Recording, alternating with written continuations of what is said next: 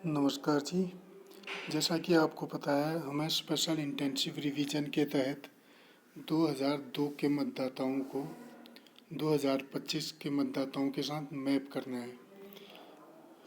तो उसके लिए 2002 की जो है वोटर लिस्ट आपके ग्रुप में मैंने डाल दी है और कई लोगों के बीएलओ सुपरवाइज़र को भी दे दिया है। जैसे ये उस टाइम के मतदान केंद्रों की सूची है। उस टाइम लगभग 80 मतदान केंद्र थे और मनाली एसी में। और उस टाइम के जो ये वोटर लिस्ट है उनकी पीडीएफ भी है, ये भी मैंने आपको डाली है। और साथ में इसकी एक पीडीएफ है, वोटर लिस्ट की पीडीएफ है, ये भी डाली है।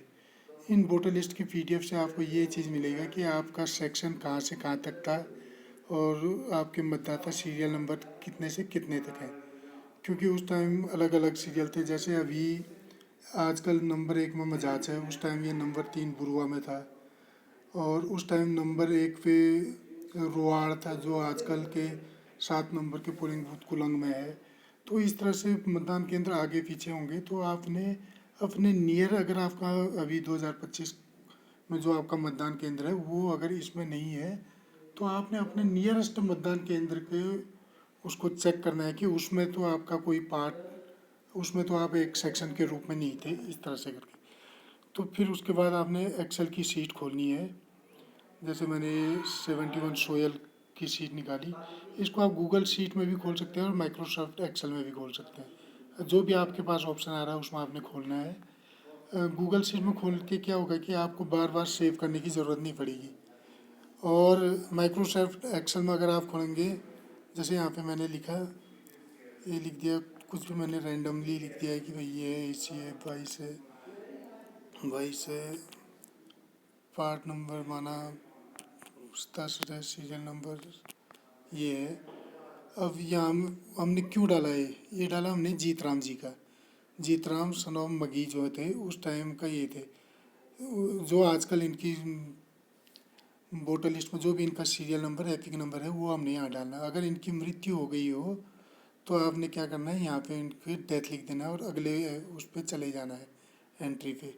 और फिर इस तरह से आप इनको एंट्री करेंगे। और यहाँ नीचे देखो अनसेव्ड चेंजेज, तो आपने यहाँ पे सेव कर लेना है, इसको सेव कर देना है। गूगल ड्राइव या डिवाइस कहीं पर भी आप इसको सेव कर दें। मैं गूगल ड्राइव में सेव करना प्रीफर करूँगा और यहाँ पे मैंने ये सेव कर दिया है।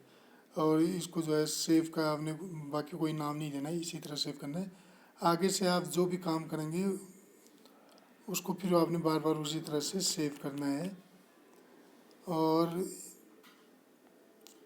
आपने जैसे लोती दे दिया है, ये अभी हैं, तो इनका जो आजकल का जो इनका epic number, AC number, part number होगा, सीरियल नंबर होगा, वो आपने यहाँ चढ़ाना है और बढ़िया करके सेव करना है। सेव करने पर आपने क्या करना है, एक बार 2-3 एंट्री करनी है, उसके बाद सेव करके आपने देखना है कि जो आपने सेव किया था वो डाटा है कि नहीं है। अगर सेव नहीं है वो चीज़, तो इसका मतलब हमने कहीं पे कमी की है। आपने दोबारा से उसको बढ़िया करके करना है और लास्ट में सेव ज़रूर करना है।